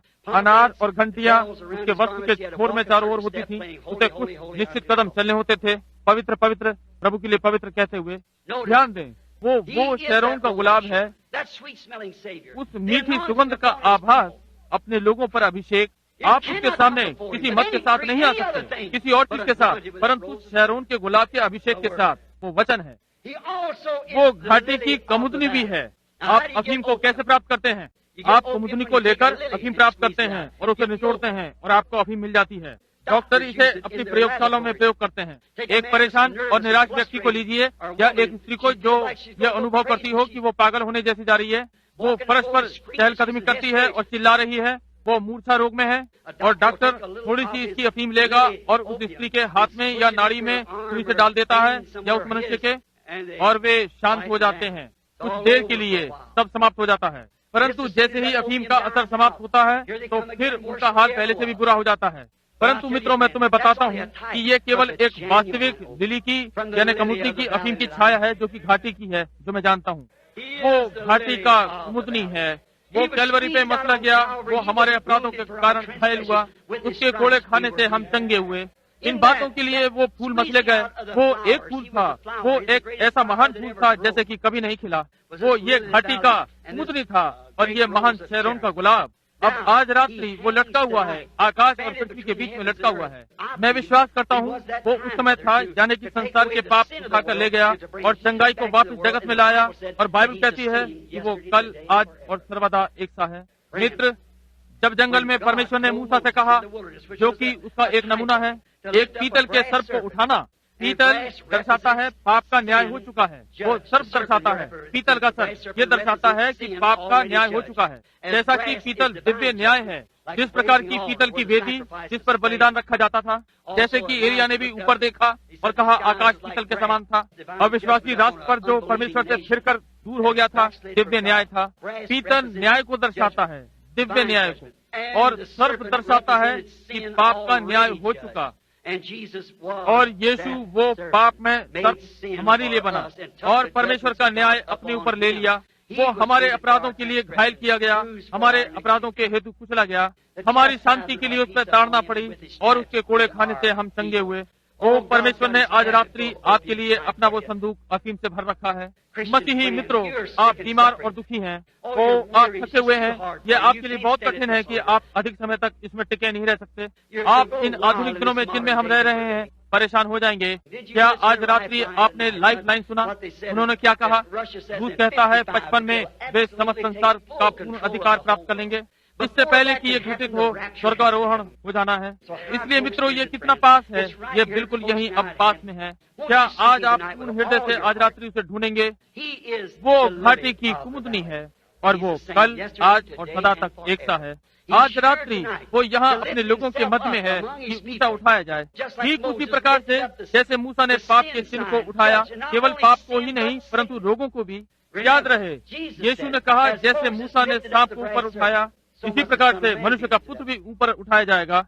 मूसा ने क्या ऊंचा पर उठाया? पाप के लिए, अविश्वास और रोगों के लिए। यीशु भी पाप, अविश्वास और रोगों के लिए ऊपर उठाया गया। वो वही चीज थी। अब आज रात्रि इन दिनों में जब हमारे पास एक महान विरोध है, लूका में यीशु मसीह ने प्रतिज्ञा की, उन दिनों प्रभु के आने से पहले ऐसा ही होगा जैसे सादोम के दिनों में था। जब मनुष्य का पुत्र अपने आप को प्रकट करेगा, मनुष्य के पुत्र ने स्वयं को इब्राहिम पर प्रकट किया था। एलोहिम, परमेश्वर मनुष्य के मध्य में देहधारी हुआ और इब्राहिम साथ रहा और उसे दिखाया, उसे बताया कि सारा तंबू में क्या सोच रही है उसके पीछे बैठी हुई, जिसको उसने कभी नहीं देखा था। उसे बताया कि वो क्या, उसने उसे सारा के नाम से पुकारा। इब्राहिम, क्या उसका नाम अब्राहम नहीं था जब से उसने चलना आरंभ किया था? परंतु इब्राहिम, सारे नहीं, SARAH, परंतु सारा, तेरी पत्नी सारा कहाँ है? कहा कि वो आपके पीछे तंबू में है। कहा कि मैं जीवन की ऋतु में तुझसे मिलने आ रहा हूँ, और वो हंसी। उसने कहा कि ये क्यों हंसी? अब यीशु ने कहा इसके जरा से पहले कि ये महान विरोध एकत्र होकर और जलाया जाए, मनुष्य का पुत्र अपने आप को प्रकट करेगा उसी प्रकार से जैसा उसने पहले किया था। और ये क्या है? अब ये फिर से आपके सामने ऊपर उठाया जा रहा है कि यीशु मसीह कल, आज और सर्वदा एक सा है। क्या आप इसका विश्वास करते हैं? आइए हम अपने सिरों को झुकाएं और प्रार्थना करें। प्रिय परमेश्वर, हम आपसे प्रेम करते हैं। आपका वचन हमारे साथ भोजन से इतना भरा हुआ है प्रभु कि हम इससे प्रेम करते हैं। प्रभु, हम इसके द्वारा जीवित रहते हैं। ऐसा प्रतीत होता है कि हमारी सामर्थ्य कभी भी पूर्ण नहीं है। हम आपकी मेज पर बैठना पसंद करते हैं, आपके वचन के चारों ओर और आशीषों में आनंदित होते हैं। प्रभु, जब हम इस प्रकार भाई बहन की तरह एकत्र होते हैं, जो कि परमेश्वर के पुत्र के लहू द्वारा खरीदे हुए हैं, जो कि आपके लहू के द्वारा खरीदे हुए हैं, और हम आज रात्रि आपके पास आते हैं प्रभु, हमने इन रात्रियों को बीमारों की प्रार्थनाओं के लिए समर्पित किया है। और वचन के अनुसार आपने कहा है कि उसके कोड़े खाने से हम चंगे हुए थे। तो फिर प्रार्थना करना आवश्यक नहीं है, केवल अपने पापों को मान लेना, क्योंकि आपके कोड़ों के द्वारा हम चंगे हुए थे। भूतकाल, क्या ही उद्धार का दिन है। इमैनुएल के द्वारा क्या ही प्रतिज्ञा है। ये निश्चय ही सत्य है।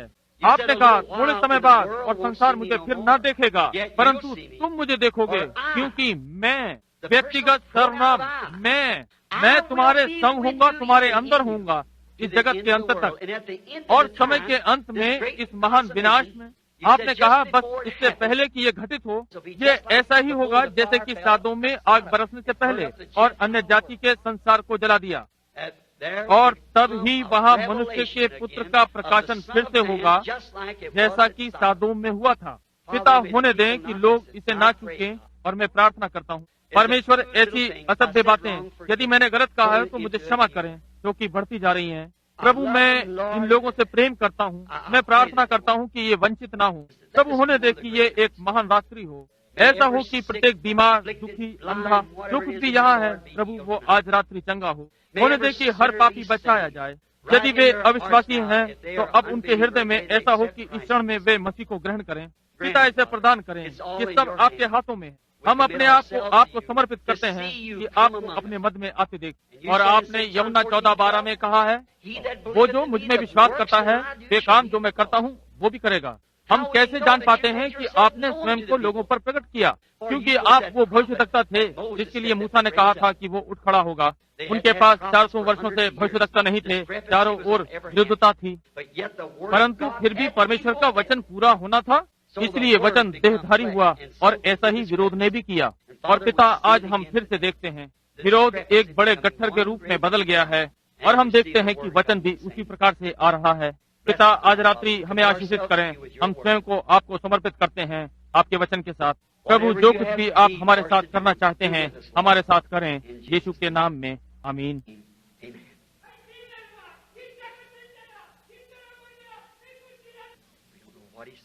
बिल्कुल भक्ति भाव में रहें। हम नहीं जानते कि उसने क्या कहा। हो सकता है वो हमें कुछ बताना चाहता हो, इसलिए कुछ क्षणों के लिए शांत रहें।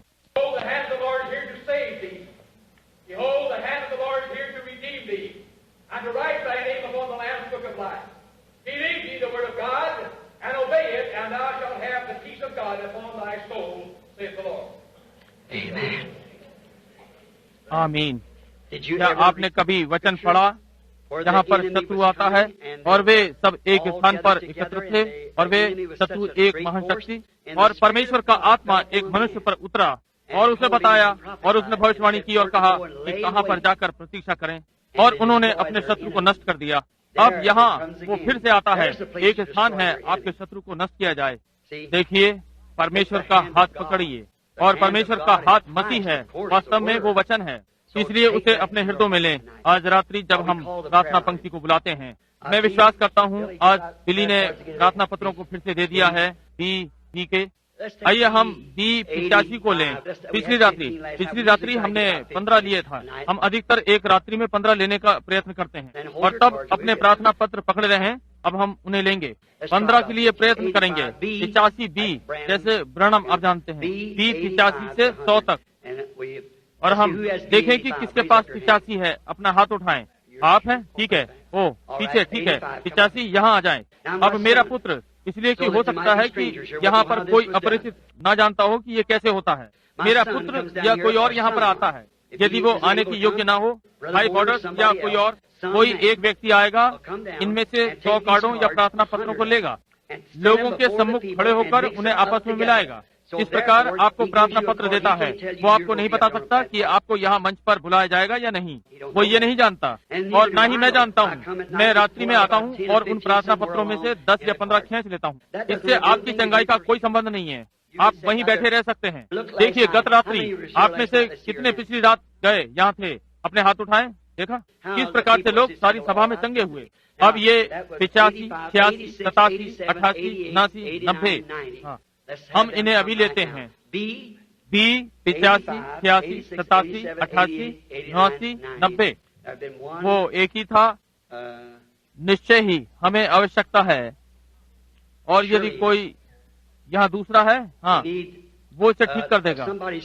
90, अब 90 से 100 तक, 90, 91, 92, 93, 94, 95, 96, 97, 98, 99। यदि आप चल नहीं सकते, मैं एक दंपति को देखता हूँ, 3 पहिए वाली कुर्सियाँ, उनमें से 4 मैं विश्वास करता हूँ मैं देख सकता हूँ। यदि आपके पास प्रार्थना पत्र हो और आपका नंबर पुकारा जाए और आप चल नहीं सकते हैं, तो केवल अपना हाथ खड़ा करें, हम उसे यहाँ तक चलाकर ले आएंगे। और यदि आपके पास प्रार्थना पत्र ना हो तो केवल वहीं बैठे रहें और प्रार्थना करें और कहें, प्रभु यीशु, आज रात्रि मुझे ये होने दे। आप में से कितने हैं जिनके पास प्रार्थना पत्र नहीं है? अपना हाथ खड़ा करें। ओ प्रभु, ठीक है, आइए हम जरा इसे कहें। मैं आशा करता हूँ कि ये दिव्य शक्ति का अपहरण ना होगा, परंतु एक बार वहाँ एक छोटी सी स्त्री थी, हम कहेंगे कि उसके पास प्रार्थना पत्र नहीं था। वो भीड़ में होती हुई जबरदस्ती घुस गई। उसने कहा, अब जरा ध्यान से सुने, यदि मैं उस मनुष्य का वस्त्र भी छू लूं तो भी मैं चंगी हो जाऊंगा। कितने इस कहानी को जानते हैं? ठीक है। और उसने क्या किया? उसने उसे छुआ और गई और बैठ गई और यीशु मुड़ा। वो जानता था कि वो कहाँ है। ये ठीक बात है ना?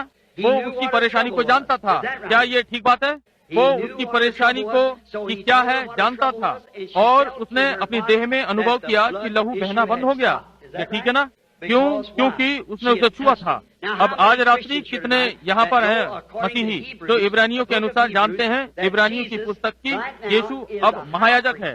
वो महायाजक जो हमारी दुर्बलताओं में छुआ जा सकता है। क्या वो ठीक है? यदि वो वही महायाजक है उसी कार्यस्थल पर महायाजक, तो फिर वो कैसे कार्य करेगा? वो उसी तरह कार्य करेगा जैसे उसने तब किए थे। क्या आप ये विश्वास करते हैं? वो उसी प्रकार कार्य करेगा जैसे तब किए थे। यदि आप ये विश्वास कर सकें, ठीक है। कितने विश्वास करते हैं? हाथ उठाइए, कहिए, मैं वास्तव में इसका विश्वास करता हूँ। ठीक है। इससे पहले ये प्रार्थना पंक्ति बनाएं। हम यहाँ पर प्रार्थना पंक्ति बनाएंगे। मैं जानता हूँ कि वो यहाँ है। मैं उसकी उपस्थिति अनुभव करता हूँ और मैं जानता हूँ कि वो यहाँ है। आइए, प्रार्थना पंक्ति तैयार है। मैं वहाँ से बुलाना चाह रहा था। आप केवल प्रार्थना करें, केवल इधर की ओर देखें और प्रार्थना करें, केवल विश्वास।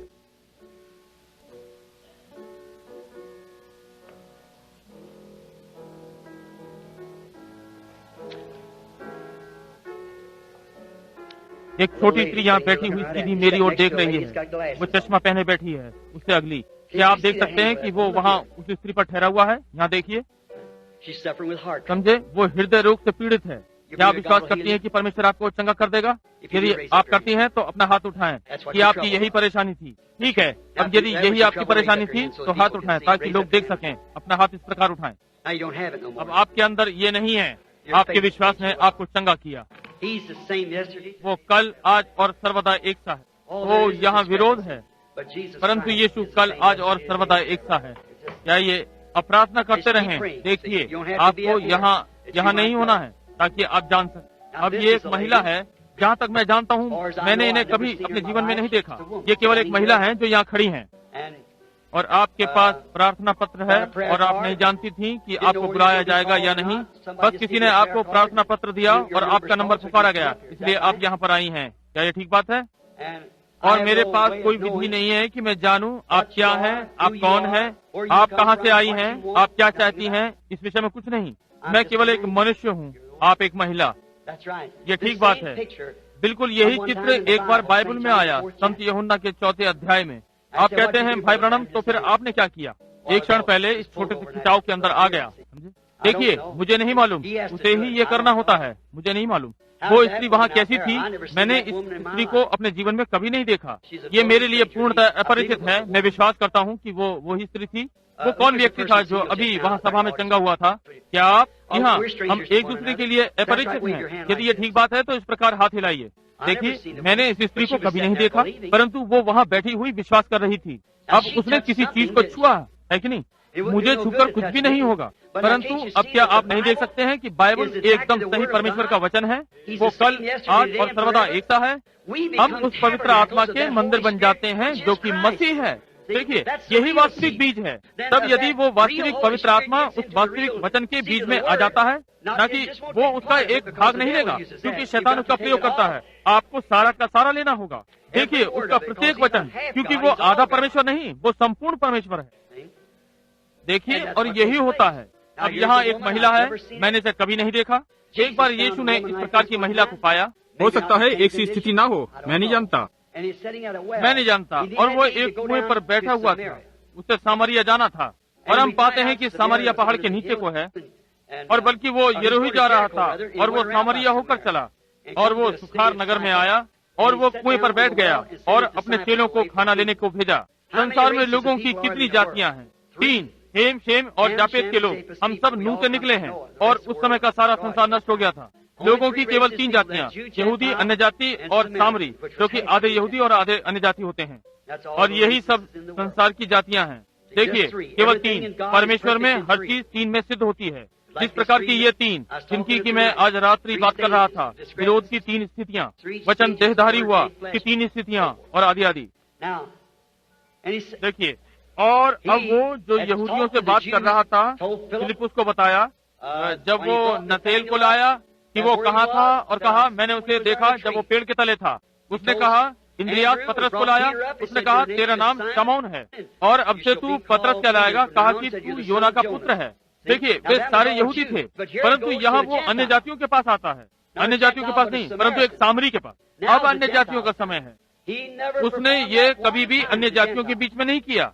पवित्र शास्त्र में ढूंढिए, कभी भी नहीं। परंतु उसने लूका 22 में प्रतिज्ञा की है कि वो ये अपने आगमन के थोड़ा सा पहले करेगा। परंतु वो वहाँ बैठ गया, और वहाँ एक स्त्री आधी यहूदीन और आधी अन्य जाति आती है, और उसने उससे कहा, स्त्री मुझे पानी पिला। और उसने कहा, क्यों? तुझे मुझसे ये नहीं कहना चाहिए। हम लोग यहाँ पर एक अलगाव है, तू यहूदी है और मैं एक सामरी हूँ। उसने कहा, परंतु यदि तू जानती कि तुझसे कौन बातें कर रहा है, तो तू मुझसे पीने को मांग। वो क्या कर रहा था? उसकी आत्मा से संबंध स्थापित कर रहा था। और जैसे ही उसने उसकी परेशानी को मालूम किया कि वो क्या थी, अच्छा, तो उसने उससे कहा, अपने पति को बुला ला। उसने कहा, उसके पास कोई नहीं है। उसने कहा, ये ठीक है, मेरे पास हुए हैं। अब देखिए, जब फरीसियों ने उसे ये करते देखा, ठीक है, वो विरोध वही वचन में है। उन्होंने क्या कहा? उन्होंने कहा, यह मनुष्य बालज़बूल, एक भावी कहने वाला है। देखिए, और यीशु ने कहा, यदि कोई ये पवित्र आत्मा के लिए कहेगा, जब वो आएगा तो वो यही करेगा, वो कभी क्षमा नहीं किया जाएगा। यही आपका विरोध है, समझे? परंतु उसने कहा, तब उस समय वो उन्हें क्षमा कर देगा, क्योंकि पवित्र आत्मा नहीं आया था, बलिदान का मेमना मरा नहीं था। परंतु तब स्त्री ने ये नहीं सोचा। स्त्री ने कहा, श्रीमान, मुझे प्रतीत होता है कि तू एक भविष्यद्वक्ता है। उनके पास सैकड़ों वर्षों से भविष्यद्वक्ता नहीं था। कहा, मुझे प्रतीत होता है कि तू भविष्यद्वक्ता है। अब हम जानते हैं कि मसीहा, जो कि क्रिस्त कहलाता है, आने वाला है। जब वो आता है तो यही करने जा रहा है। ठीक है, यदि यही उसने किया, वो तो कल और आज एक सा है, और ऐसे ही उसने अपने आप को तब प्रकट किया। क्या यही बात आज नहीं है? होनी ही है। अब यहाँ एक महिला है और एक मनुष्य फिर से मिलता है। ये वो स्त्री नहीं है, मैं वो मनुष्य नहीं हूँ, परंतु फिर भी वही पवित्र आत्मा यहाँ पर है, और उन्हीं कार्यों को जो उसने करने की प्रतिज्ञा की है, हम वही कार्य करेंगे मनुष्य के पुत्र के दिनों में, जब वो प्रकट होगा। अब मैं आपको नहीं जानता, और आप जानती हैं कि ये सत्य है। हम लोग पूर्णतः अपरिचित हैं, और आप यहाँ खड़ी हैं। कुछ है, हो सकता है आपके साथ कुछ गड़बड़ी है, हो सकता है ना हो, मैं नहीं जानता। परंतु यदि प्रभु यीशु मुझ पर पवित्र आत्मा के द्वारा प्रकट करेगा कि आपकी क्या परेशानी है, तो क्या आप विश्वास करेंगी कि ये परमेश्वर का पुत्र है और कोई मनुष्य जाति नहीं? ये तो केवल एक बाहरी ढांचा है। ये मंदिर है जिसको परमेश्वर उपयोग में लाता है, किसी को भी जिसको चुना वो ये अपने सर्वोच्च अनुग्रह और चुनाव से करता है। परंतु आप विश्वास करें, क्या आप करेंगी? सभा में से कितने इसका विश्वास करेंगे? यहाँ हम दोनों ज्योति के सामने खड़े हैं। इससे पहले जीवन में हम कभी नहीं मिले। कोई अनुमान भी नहीं है कि ये महिला कौन है, ये क्या है, ये कहाँ से आई है, क्या चाहती है। मैंने इसे अपने जीवन में कभी नहीं देखा। वो महिला जो नीचे बैठी है, मैंने उसे अपने जीवन में कभी नहीं देखा था। परंतु देखिए, यहाँ पर मैं आपके लिए क्या करने का प्रयत्न कर रहा हूँ। अब आपसे उस विरुद्धता को दूर करूँ और वचन पर विश्वास करें। जब वचन यहाँ हमारे बीच में देहधारी होता है, वचन हमारी देह में जीवित हो जाता है। ये परमेश्वर की उपस्थिति को दर्शाता है। अब होने दें कि वो इस महिला को प्रदान करे। ये उपयुक्त बात को चाह रही है।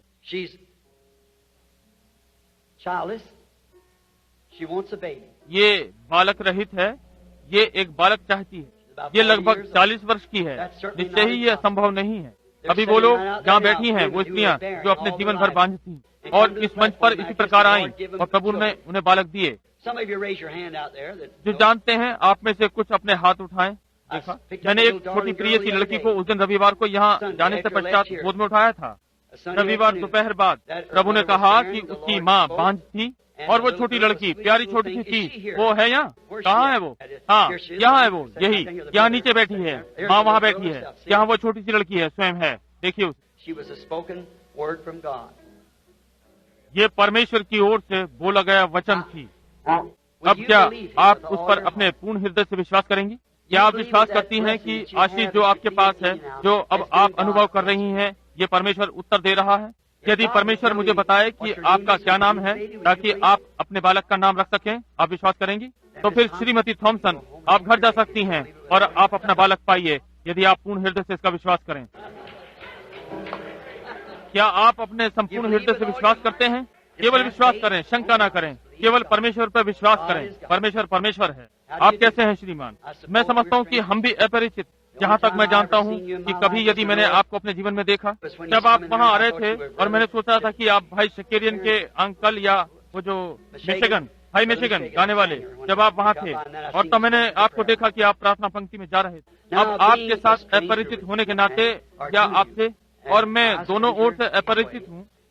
अब यदि प्रभु यीशु मुझे कुछ बताएगा कि आप हो सकता है कि जो आप चाहते हो, चलिए ये कहते हैं, आपको वो बताए, मुझे वो बताए जो आप चाहते हैं। अब वो आपको पहले ही दे चुका है। केवल इतनी बात है कि आपके पास इतना विश्वास हो कि आप इसका विश्वास कर सकते। अब कितने ये समझते हैं?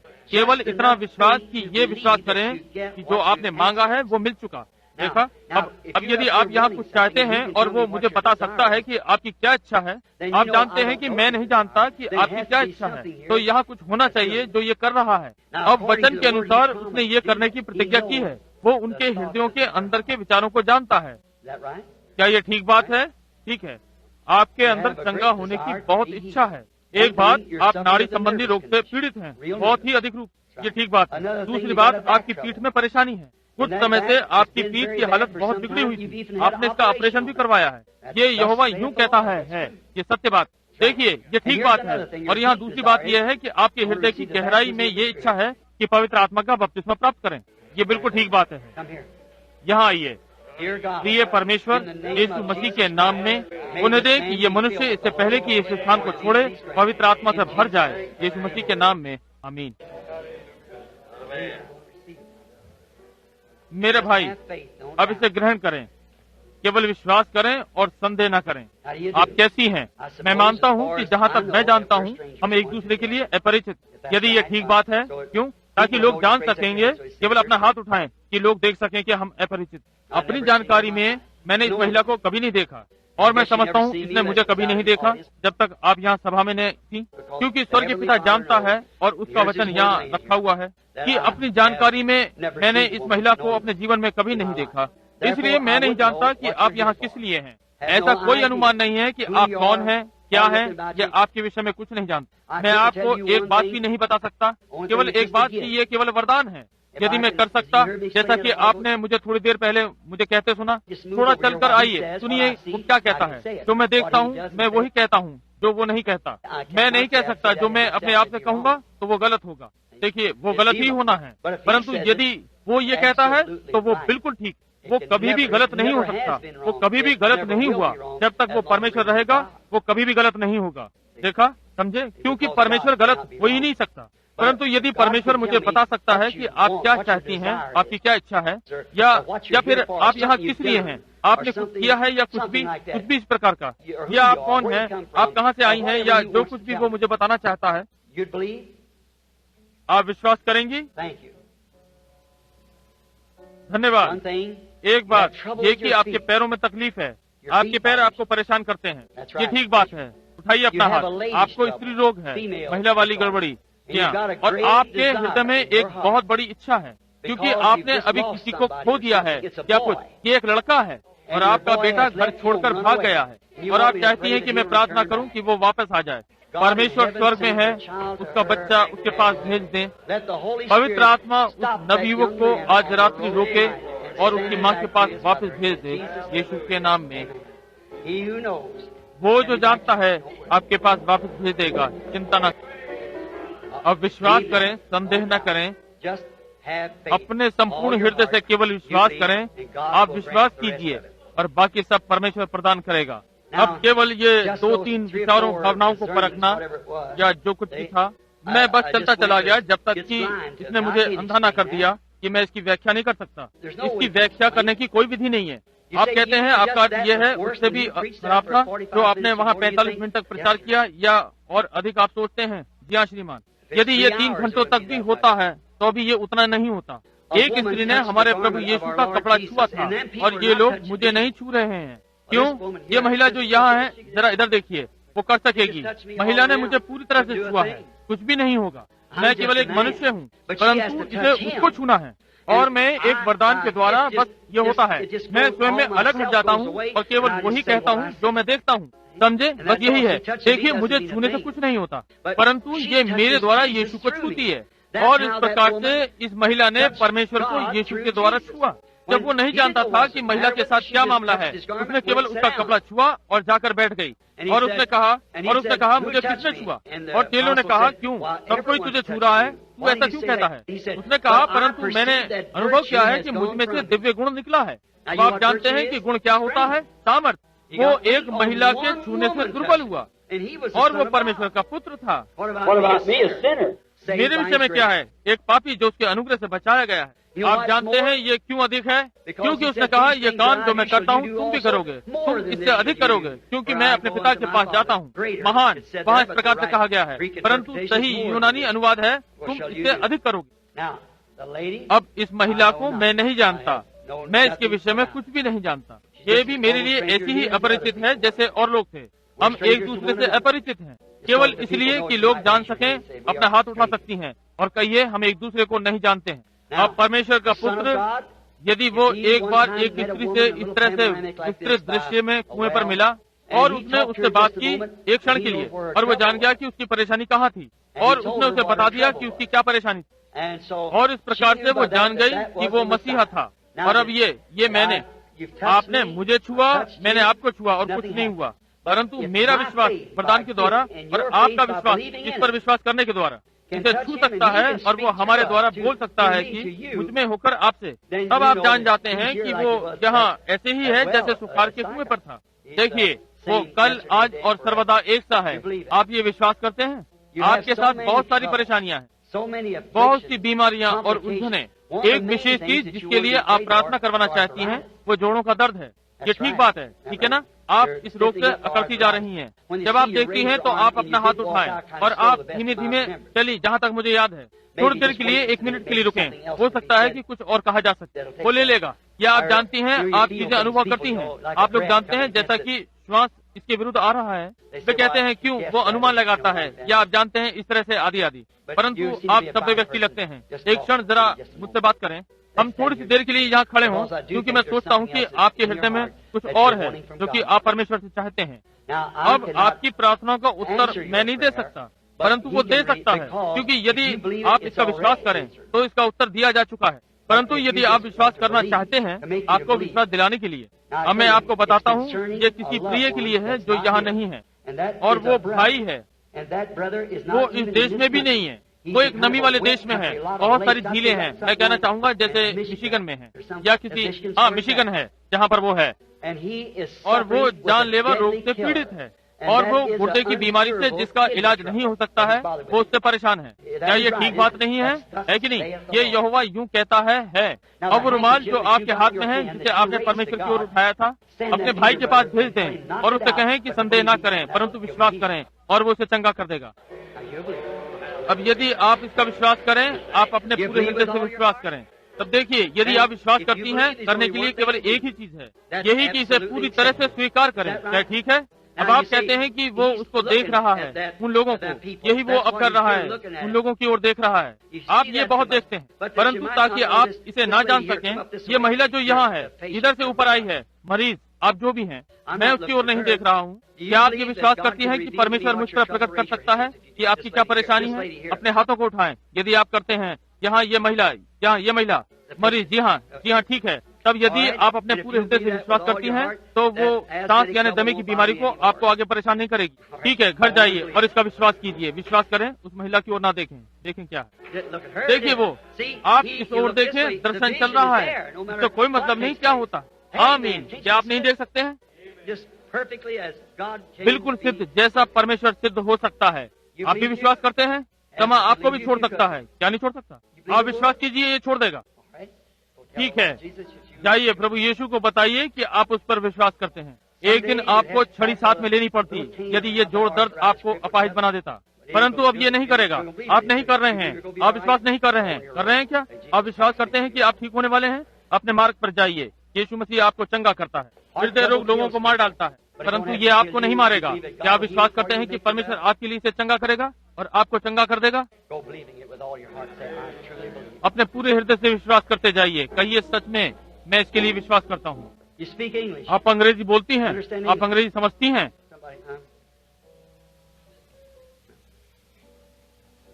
कोई आए? हाँ, ठीक है। क्या आप उसे बताएंगे जो मैं उस महिला से कहूँगा?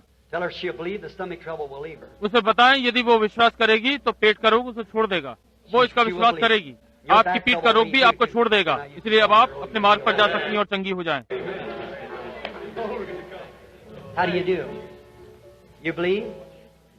आप कैसी हैं? आप विश्वास करती हैं? वो व्यक्ति कमर की बीमारी के साथ बैठा हुआ है, मेरी ओर देख रहा है। जब मैंने ये कहा, वो भी चंगा हो सकता है। श्रीमान, यदि आप इसका विश्वास करें। ठीक है श्रीमान। वो महिला जो वहाँ आपसे अगली बैठी है, आपकी गर्दन में तकलीफ है, महिला है कि नहीं? आप ये विश्वास करती हैं कि परमेश्वर आपको चंगा कर देगा? आप छोटे लड़के पर उसके घुटनों के लिए हाथ रखवाना चाहती हैं और वो चंगा हो जाएगा, वो भी। क्या आप इसका विश्वास करती हैं? आपको स्त्री रोग है, महिलाओं वाली बीमारी, अब आपको नहीं है। आपके विश्वास ने आपको चंगा कर दिया है और आपको स्वस्थ कर दिया। क्या आप विश्वास करते हैं कि यीशु मसीह कल, आज और सर्वदा एक सा है? तो फिर अपने हाथों को एक दूसरे पर रखें और इस विश्वास की प्रार्थना को करें। हम में से प्रत्येक विश्वास की प्रार्थना करें। प्रिय परमेश्वर, जबकि हम आपकी दिव्य उपस्थिति से घिरे हुए हैं, ये देखते हुए कि आप सभा में चल फिर रहे हैं, हर ओर बीमारों को चंगा कर रहे हैं, आप परमेश्वर हैं। मैं प्रार्थना करता हूँ कि आप इस समस्त सभा को चंगा कर देंगे, वो कि परमेश्वर का श्वास आपके हृदयों में ताजगी से आए और वे जान सके कि समय बीत रहा है, हम थोड़ी ही देर के लिए यहाँ पर हैं, तब हम उसके साथ होंगे जिससे हम प्रेम करते हैं, और होने दें कि अब उसकी उपस्थिति प्रत्येक के लिए चंगाई लाए। हम शैतान को बेकार ठहराते हैं, हम उसके हर कार्य को बेकार या आपराधिक ठहराते हैं। यीशु मसीह के नाम से शैतान लोगों में से बाहर निकल जा। वे सब जो उस पर विश्वास करते और अपनी चंगाई को ग्रहण करते हैं, अपने पैरों पर खड़े हो जाएं। कहें कि अब मैं अपनी चंगाई को ग्रहण करने के लिए खड़ा होता हूँ। मैं इसका विश्वास करता हूँ। अपनी स्थिति की परवाह न करते हुए यदि आप वास्तव में विश्वास करते हैं तो खड़े हो जाएं। अब आप अपने हाथों को उठाएं और कहें, प्रभु यीशु, आपका धन्यवाद हो कि आपने मुझे चंगा किया। परमेश्वर आपके साथ हो।